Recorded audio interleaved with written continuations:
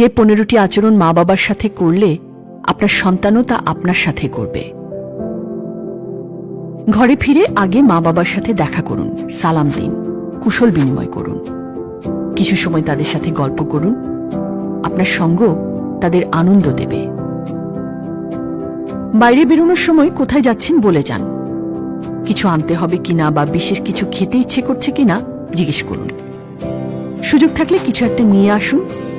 না চাইতে পাওয়ায় তারা খুশি হবেন।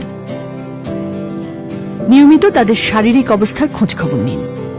অসুস্থ হলে চিকিৎসা ও সেবার ব্যবস্থা করুন। বয়স বাড়লে মানুষ দ্বিতীয় শৈশবে চলে যায়। তাদের শিশুসুলভ আচরণে অসহিষ্ণু বা ক্ষুব্ধ হবেন না। এ সময় তাদের প্রতি আরও সহনশীল ও সমমর্মী হন। মতের অমিল হলেও মা বাবার সাথে তর্ক করবেন না। তাদের সাথে ধমকের সুরে কথা বলবেন না। প্রশ্নের জবাব বিনয়ের সাথে দিন। খাবার টেবিলে তাদেরকে সাথে নিয়ে বসুন। সবার আগে তাদের প্লেটে খাবার উঠিয়ে দিন। রাতে ঘুমানোর সময় আগে তাদের ঘুমানোর ব্যবস্থা করে দিন, তারপর নিজেরা ঘুমোতে যান।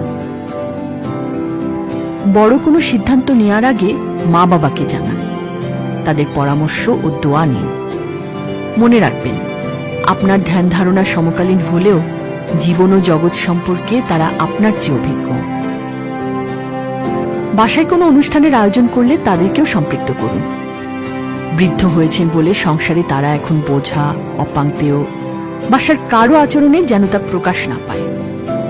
মা ও অবসরপ্রাপ্ত বাবাকে বিনয়ের সাথে নিয়মিত হাত খরচ দিন।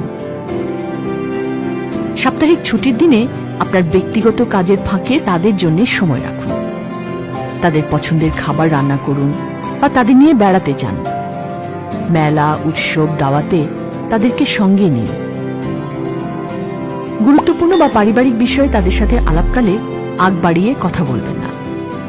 তাদের সিদ্ধান্ত, উপদেশ, নির্দেশ আপাতত অপছন্দনীয় হলেও তাৎক্ষণিক প্রতিবাদ বা প্রতিক্রিয়া ব্যক্ত করবেন না। কোনো অন্যায় বা ভুল করতে দেখলে বিনয়ের সাথে তা বুঝিয়ে বলুন। তাদেরকে শুধরে নিতে সাহায্য করুন। জীবন সায়াহ্নে সন্তানের কাছে থাকার আকুতি তাদের মাঝে সবচেয়ে বেশি থাকে।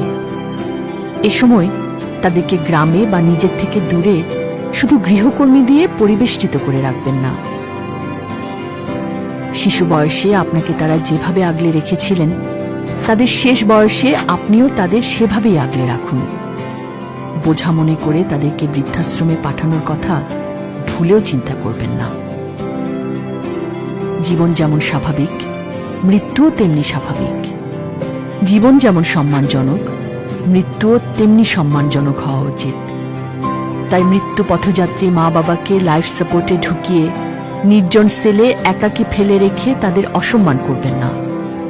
তাদের জন্য সবচেয়ে সম্মানজনক মৃত্যু হচ্ছে আপনার কোলে মাথা রেখে, আপনার হাতে হাত রেখে পরম প্রভুর নাম নিতে নিতে শেষ নিঃশ্বাস ত্যাগ করা। মা বাবা পৃথিবী থেকে বিদায় নিয়ে গেলে তাদের মাগফিরাত বা অনন্ত প্রশান্তি কামনা করে সৎকর্মে অংশ নিন, সাধ্যমতো দান করুন। সামর্থ্য থাকলে তাদের নামে একজন এতিমকে আলোকিত মানুষ হিসেবে গড়ার দায়িত্ব নিন। পারলৌকিক মুক্তি নিয়তে আল কোরআন বাংলা মর্মবাণী বিতরণ করুন। আপনার বেড়ে ওঠায় মা বাবার অবদান কৃতজ্ঞ চিত্তে স্মরণ করুন। আর সন্তান হিসেবে মনে রাখুন, মায়ের পায়ের নিচে আপনার বেহেশত। বয়োবৃদ্ধ মা বাবার যত্ন নিন। বার্ধক্যে আপনিও যত্নে থাকবেন।